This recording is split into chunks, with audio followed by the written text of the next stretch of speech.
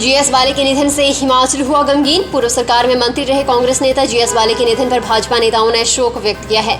मुख्यमंत्री जयराम ठाकुर, राष्ट्रीय अध्यक्ष जगत प्रकाश नड्डा, केंद्रीय वित्त मंत्री अनुराग ठाकुर, पूर्व मुख्यमंत्री प्रोफेसर प्रेम कुमार धूमल, पूर्व मुख्यमंत्री शांता कुमार, भाजपा प्रदेश अध्यक्ष सुरेश कश्यप, प्रदेश प्रभारी अविनाश राय खन्ना, सह प्रभारी संजय टंडन और भाजपा के सभी प्रदेश पदाधिकारियों ने पूर्व मंत्री एवं हिमाचल कांग्रेस के वरिष्ठ नेता जीएस वाले के निधन पर गहरा शोक व्यक्त किया है। उन्होंने कहा कि ईश्वर दिवंगत आत्मा को अपने श्री चरणों में स्थान दे और दुख की इस घड़ी में शोकग्रस्त परिवारजनों को संबल प्रदान करें। भाजपा प्रदेश अध्यक्ष सुरेश कश्यप ने कहा कि जीएस वाले कांग्रेस के वरिष्ठ नेता थे। उनका एक मंत्री और विधायक के रूप में हिमाचल के लिए बड़ा योगदान रहा है। किन्नौर में सड़क पर फिर गिरी चट्टानें। किरंगखट के पास नेशनल हाईवे पर लगा लंबा जाम। किन्नौर जिला में किरंगखट के समीप NH5 पर भारी चट्टानों के खिसकने से मार्ग पूरी तरह से अवरुद्ध हो गया, जिस कारण स्पीति सहित पूह ब्लॉक का अधिकांश क्षेत्र अवरुद्ध होने से मार्ग के दोनों ओर वाहनों की लंबी कतारें लग गई। सीमा सड़क संगठन ने शनिवार सुबह ही मार्ग बहाली के लिए मशीनरी लगाई। बिना बारिश से एक बार पुनः चट्टान खिसकने से कोई भारी नुकसान नहीं हुआ, लेकिन चट्टानें खिसकने की सूचना ने लोगों को निगलसरी, वटसेरी और चौरा लैंडस्लाइड की याद दिला दी। सीमा सड़क संगठन के कमांडिंग ऑफिसर प्रमोद कुमार ने घटनास्थल पर पहुंचकर जल्द मार्ग बहाली के निर्देश दिए। ओसी प्रमोद कुमार ने कहा कि शनिवार दोपहर तक मार्ग बहाल कर दी जाएगी।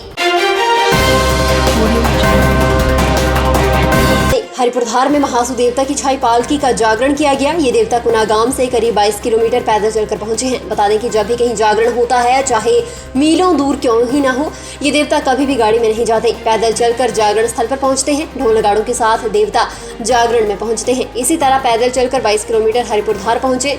इस अवसर पर महल क्षेत्र की करीब 5 पंचायतों के लोग जागरण में कर रहे थे।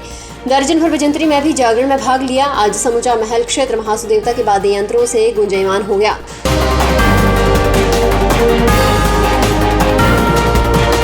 फतेहपुर विधानसभा क्षेत्र में उपचुनाव के लिए हो रहे मतदान के दौरान ड्यूटी पर तैनात पुलिसकर्मियों को ठेकेदार ने दोपहर का खाना देने से मना कर दिया। करीब 20 पुलिसकर्मियों को खाने की लाइन से लौटा दिया गया। रोटेशन के तहत ड्यूटी पूरी करने वाले 90% कर्मियों ने बाहर जाकर खाना खाया। ठेकेदार ने कहा कि पुलिस स्टाफ को रिसीविंग और डिपार्चर के खाने का ही बंदोबस्त होता है। पुलिस स्टाफ के लिए दोपहर के खाने की व्यवस्था नहीं है। मामला निर्वाचन अधिकारी तक पहुंचा तो खाना देने के लिए निर्देश जारी हुए। SDM अंकुश शर्मा ने कहा कि सिर्फ मतदान कर्मियों की खाने की व्यवस्था का जिम्मा प्रशासन के पास होता है। जब फोन पर सूचना मिली तो ठेकेदार को पुलिस कर्मियों को खाना देने के लिए कह दिया गया। डीसी कांगड़ा निपुण जिंदल ने कहा कि मामला उनके ध्यान में आया और इसकी जांच की जाएगी।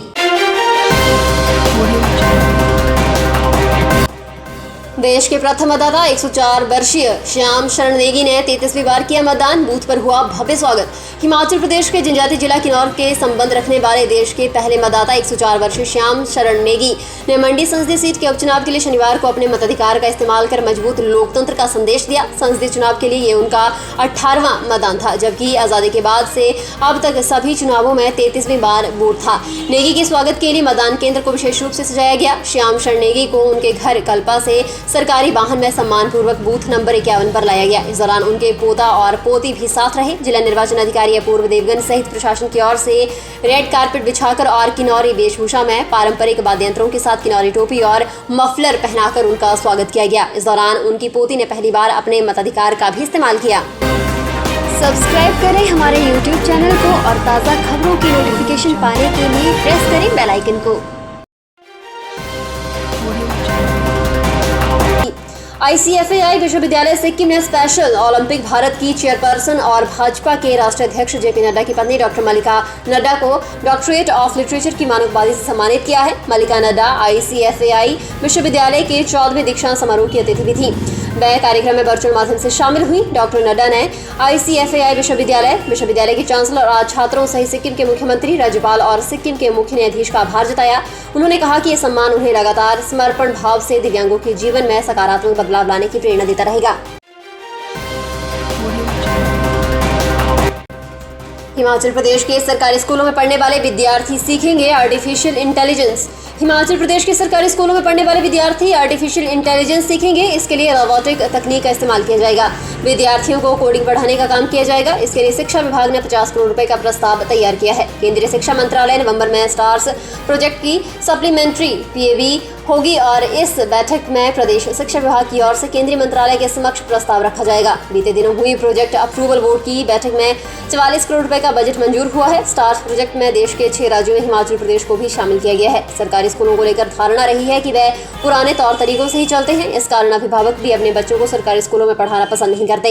इस धारणा को समाप्त करने के अब शिक्षा विभाग का नया प्रयोग करने जा रहा है।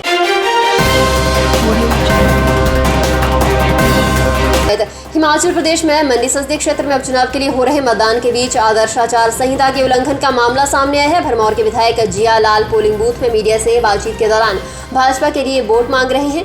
शिमला ग्रामीण से कांग्रेस विधायक विक्रमादित्य सिंह ने अपने सोशल मीडिया अकाउंट पर वीडियो शेयर किया है। उन्होंने चुनाव आयोग से सख्त कार्रवाई करने की अपील की है।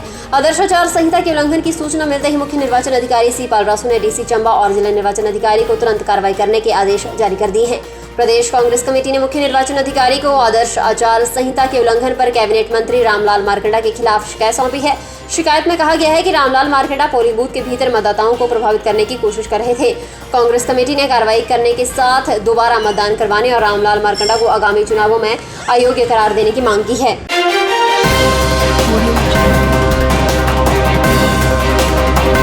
हमीरपुर जिला में शनिवार को 30 लोग कोरोना पॉजिटिव पाए गए हैं। इनमें से 28 रैपिड एंटीजन टेस्ट में और 2 लोग RT-PCR टेस्ट में पॉजिटिव निकले हैं।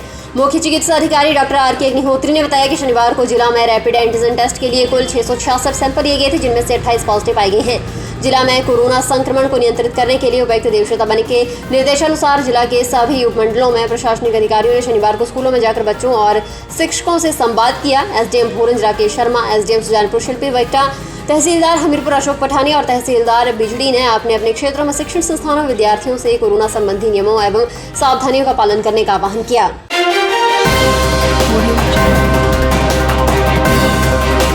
हिमाचल प्रदेश में आज मौसम साफ रहा। प्रदेश भर में धूप खिली रही। अगर बात करें हिमाचल प्रदेश में अधिकतम तापमान की, तो जिला ऊना में 30 डिग्री सेल्सियस अधिकतम तापमान दर्ज किया गया, जबकि सबसे कम तापमान केलांग में -3.2 डिग्री सेल्सियस दर्ज किया गया। हिमाचल प्रदेश में शिमला जिला में 9 डिग्री सेल्सियस, सुंदरनगर में 8.1 डिग्री सेल्सियस, भूंतर में 6.3 डिग्री सेल्सियस, कल्पा में 1.8 डिग्री सेल्सियस, धर्मशाला में 12.2 डिग्री सेल्सियस, केलांग में -3.2 डिग्री सेल्सियस, चंबा में 9 डिग्री सेल्सियस न्यूनतम तापमान दर्ज किया गया। हिमाचल प्रदेश में 31 अक्टूबर तक मौसम साफ रहेगा। हिमाचल प्रदेश के निचले पर्वतीय क्षेत्रों में 3 नवंबर तक मौसम साफ रहने का पूर्वानुमान है, जबकि मध्य पर्वतीय क्षेत्रों और उच्च पर्वतीय क्षेत्रों के कुछ स्थानों पर 1 और 2 नवंबर को वर्षा और हिमपात की संभावना जताई गई है।